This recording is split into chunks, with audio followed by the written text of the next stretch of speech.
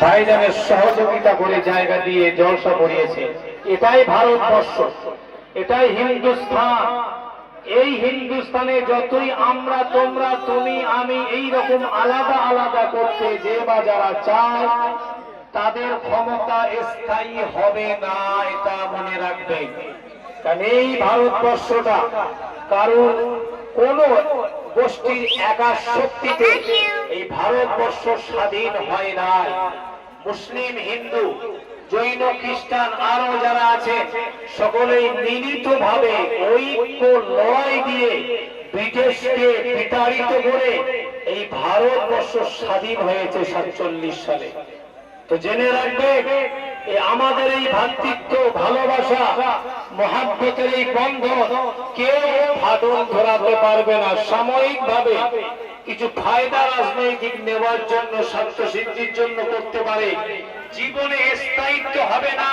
এই ভারতবর্ষের ইতিহাস কিন্তু সেটা বলেন। এখানে হিংসা বিদ্বেষ করে বেশি দিন থাকা যাবে না, কথা হ্যাঁ কিনা বলে। তার প্রমাণ আজকে এই জায়গাটায় বসার জায়গা হিসাবে বরাদ্দ করলেন আমার এই বুঝেন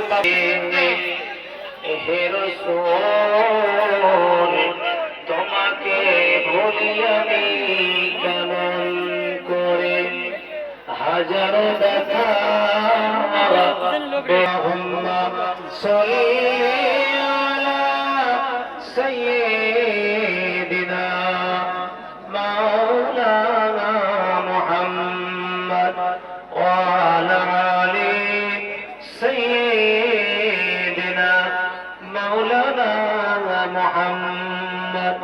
সকলেই পড়ি সাল্লাল্লাহু আলাইহি ওয়াসাল্লাম।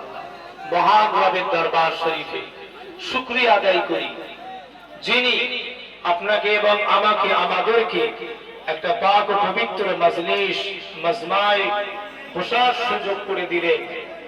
আমরা সর্বোপরি সেই মহান স্রষ্টার দরবারে শুকরিয়া আদায় করি, পড়ি আলহামদুলিল্লাহ।